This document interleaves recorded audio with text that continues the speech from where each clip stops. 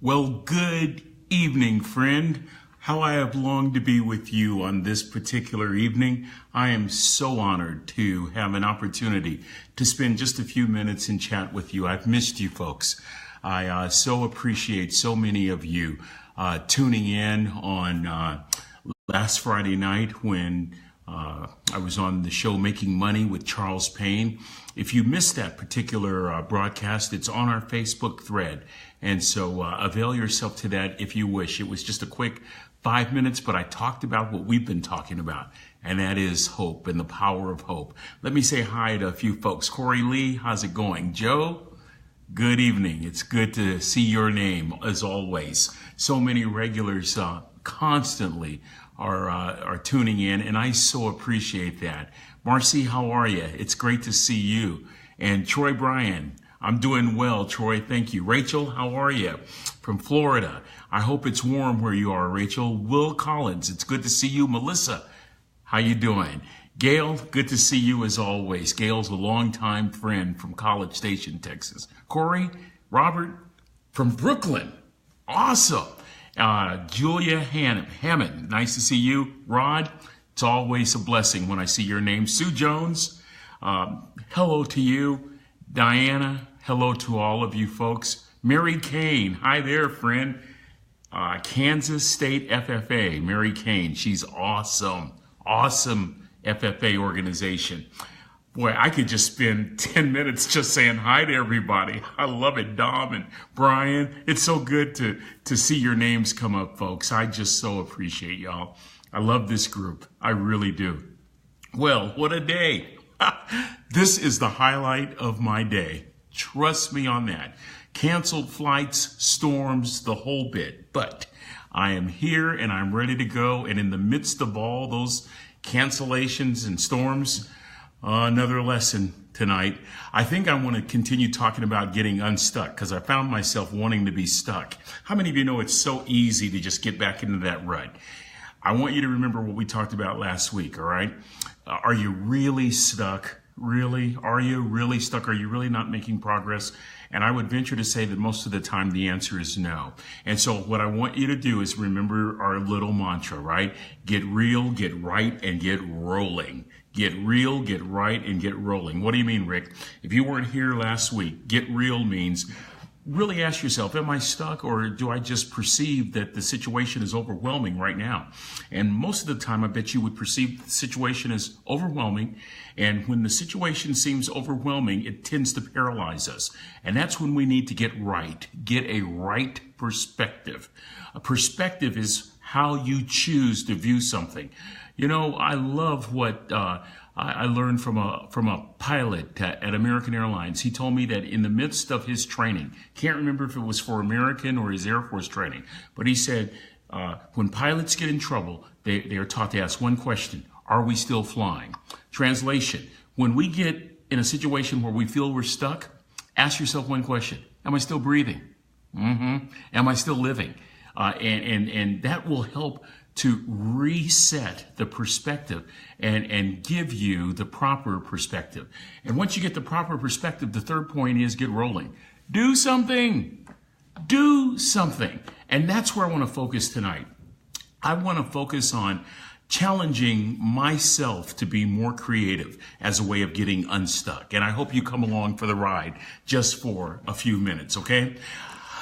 Probably the teacher that made the greatest impact on me was a professor by the name of Dominic LaRusso. Now get this, University of Oregon, PhD program. There are probably 9 or 10 students, and this man was so simple yet so profound. And I'll never forget, he gave a 10 question multiple choice test that took us 2 to 3 hours to complete. It was that profound. This is what really blew me away. He would challenge us. Now we're PhD students, right? We're supposed to be talking about theoretical premises and multivariate regression analysis and as it relates to data and all that. Dominic LaRusso is saying, people, don't forget your humanity. As a matter of fact, he would say, take a frequent flight of fancy. In other words, you don't have to always eat dying from time to time. And so I remember going to Dr. LaRusso's office once. I'm a young PhD student, 1987. I looked through the mirror, and this man is actually making something with glitter and gold stars and glue. I'm thinking to myself, has this guy lost his mind? He would say in class all the time, he would say, what are you getting your mother for Mother's Day? And we would all say, well, we're getting her a card. And he would get angry. He would say, so you're depending on some clown sitting in a closet in Chicago to write a card for your mother, somebody that doesn't even know your mother. Make the card. Take a frequent flight of fancy. I used to think he was nuts. By the end of the term, I started to get it. I started to realize that he was challenging us, that the best, absolute best minds are the minds that never lose touch with their creative side. Oh, it's important to be a problem solver. It's important to be a critical thinker, but not at the expense of losing touch with your creativity. It's the creativity that makes you want to live again, that makes you desire to live, that can have the potential to get you unstuck. What am I saying? I'm saying that sometimes we need to create to feel alive. We need to create in order to feel alive. There is something very powerful that's released in the brain when we do things differently, when we see things differently, when we dare to be creative. Pablo Picasso made a very interesting observation, and I think you may agree with me. Picasso said every child is an artist. The problem is remaining an artist once you grow up. Oh boy, every child is an artist. Every child is an artist. The problem is remaining artistic once you start to grow up. And so here's the challenge that I've been challenging myself with today. Rick Rigsby, I want you to think creatively by choosing to see things differently.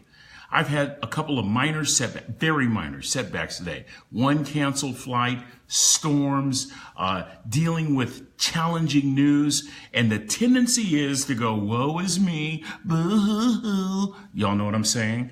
And before I know it, I'm stuck, or at least I perceive that I'm stuck. What happens if you take a breath, and if you say, maybe I need to look at this in a different way? I have to tell you, friends, one of my favorite movies of recent is Hidden Figures, about those African-American women who were superstars at NASA during a time when women, particularly women of color, were facing tremendous roadblocks. And I love scene after scene how those folks chose to look at life differently, particularly the mathematician that helped with John Glenn's landing, how she chose to look at the numbers, even the math, in a different kind of way. So what am I saying? Change your routine. Introduce something new to your brain. I remember about a year ago, I went to the symphony with my wife. I've never been to a symphony in my life. I'm an old school rhythm and blues guy. I'm an Earth, Wind, and Fire brother. I'm a Commodore's brother. Ow. I find myself bawling at the symphony, moved beyond measure, moved to emotions I didn't even know I had on the inside. It so changed the way that I thought. It introduced new opportunities and possibilities to my mind. I'm telling you, it has the potential to get you unstuck. On one of my flights today, I looked at this interesting documentary. Check it out when you get a chance. It features Steve Jobs and Bill Gates, and it's called The Hippie and the Geek. And what I got from that documentary was how both of these, they were rivals and would later become friends before Jobs passed away. But they were always friends, but kind of distant. But here's the point. They both challenged themselves to see things differently. And together, their two companies, Apple, Pixar, Microsoft, literally changed the entire landscape of the world just by seeing things in a very different way. I believe it has the potential to get us unstuck. So here's the object lesson once again. I left Charlotte early this morning, All I have to do is stop in Dallas and connect to get to where I am tonight, and that is Des Moines, Iowa. Problem was there was all kinds of bad weather in Charlotte. It delayed our flight. There was bad weather in Dallas. The bad weather in Dallas delayed our departure in Charlotte this morning. We get to Dallas late. Come to find out, once we get to Dallas, my flight to Des Moines is canceled. And I'm frustrated. I'm mad. I can feel myself going into a rut. I need to look at things differently. I need to think about things differently. I want to tell you, I took some baby steps and it turned out. I had lunch with my wife. I visited with some staff members. I was delayed for 3 hours in Dallas with nothing to do and turned a situation where I would easily climb down into a pit, into a wonderful opportunity. Here's another one. I am in a situation on the plane from Charlotte to Dallas today where the weather is horrific. I mean, we couldn't find, you ever been flying and you can't find that, the pilot can't find that smooth air and it's turbulent? To be honest with you, I fly so much that turbulence usually puts me to sleep. Right. The more the plane rocks, the better I sleep. But this time I just didn't. And so it's one of those flights where you just boom, boom, boom, boom, boom, boom, right? You're not going to believe who challenged my thinking to be more creative. About 4 rows back, a 3-year-old, every time the plane would rock, I would hear, wee! And I'm diving for my earphones. I don't want to hear that. But I didn't. Something compelled me not to put on my headphones. Every time the plane is rocking, boom, boom, boom, boom, boom, rocking all over, I'm hearing wee, followed with wee. And it hit me. There's a powerful lesson there. That child has an expected hope that everything is going to be just fine. As a matter of fact, that child had such a hope. Listen to me. That child had such a hope that turbulent flight in the middle of a storm was his own personal carnival ride. It was his own personal roller coaster. And he was having the time of his life. What's the difference between that toddler and me? I've had a few years to live. My perception, this storm is going to make us late. My perception, I'm probably going to miss my connection. My perception, oh my goodness, it's really turbulent up here. It's kind of violent. You know what the reality is? The reality is we were just fine.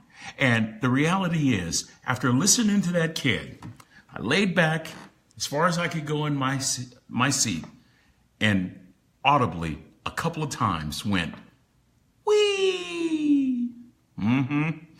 Oh, I know many of you are probably going, Rick, you're nuts, but I want to tell you something. It is amazing to me if we will dare change our perspective, challenge our thinking, consider looking at perceived problems in just a slightly different way. It has the potential to help us get unstuck, and in my case today, unstuck from a pit that was pulling me down, and I'm making choices to be in a bad mood. Friend, I got to tell you something. I don't know what it is about me. I don't know what it is about human behavior, but it is so easy to default to getting into a bad mood. Things don't go your way. Things don't go right. There's turbulence. There's storms. You land and find out you got a canceled flight. Why is it that we're wired to default to the worst case scenario? And so this is what I'm learning, thanks to that little toddler. Take a deep breath and go, I'm going to enjoy the ride. Oh, baby! I'm going to enjoy the ride. I'm going to force myself to look at things just a little bit differently. Friend, I want to tell you something. Didn't change the turbulence. The turbulence was still there. Didn't change the reality that I had to work to get a new flight to get to Des Moines tonight. But it sure changed my attitude. It sure changed my outlook by simply changing your perspective. You can avoid a lot of pits that are designed to just pull you down when creative thinking says, rise up. Oh, I know I'm talking to myself tonight. I need to hear this. I am tired of talking myself into a bad mood and realizing how little effort it takes to accomplish that. I'm tired of that.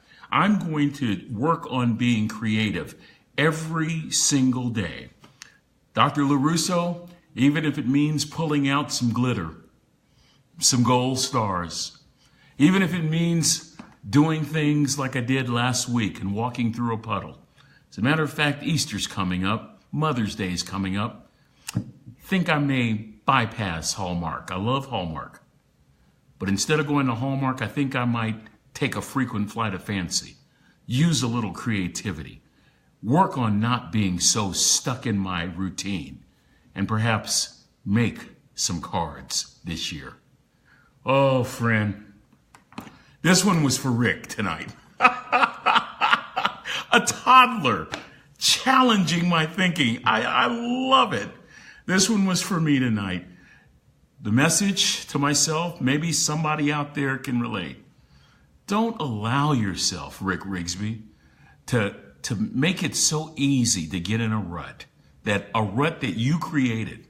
Don't allow yourself to so easily be swayed downward, where all you have to do is just change your perspective. That bumpy flight to that kid, an amusement park ride. And once I changed my attitude, I had a really good ride and a really great day. I want you to be blessed. I don't know when I'll see you again. Oh, wait, I do. You know what I want to do? For those of you that are interested, and there's no pressure at all, many of you know that I'm a pastor, and this Sunday is Easter, right? So if you would like a brief Easter blessing, I'm not exactly sure what my travel schedule is on Friday, but I know at some point I'm getting to the hotel sometime Friday afternoon, Good Friday. If you would like an Easter blessing, would you just tune in Friday just for a minute or two? I promise I won't keep you long. I just want to bless those of you that would love an Easter blessing. I want to say probably early afternoon, 1 or 2 Eastern time. But check your Facebook thread. I'll make sure that my staff will put up proper notice. So I know I will come to you Friday for just an Easter blessing, just for those that would desire one. Let me give you the good news. You don't have to think like me to get a blessing. We don't have to think alike. Let's just think together. Everybody could use a blessing, an encouraging word. So if you'd like to do that, tune in this Friday on Good Friday. Until we meet again this Friday, I have a homework assignment for you. Take a frequent flight of fancy. Take an amusement ride. Do something that will spark just a touch of creativity, that will challenge your brain to think differently just for a moment. Change your routine. Do whatever you can to release this awesome, incredible, life-changing hope that we've been talking about inside of you. Release it by being a little bit creative. It will force you to see things differently. It will even encourage you that even in the midst of the storm, there's calm. Even when everything is breaking down, there's an opportunity to dine with someone.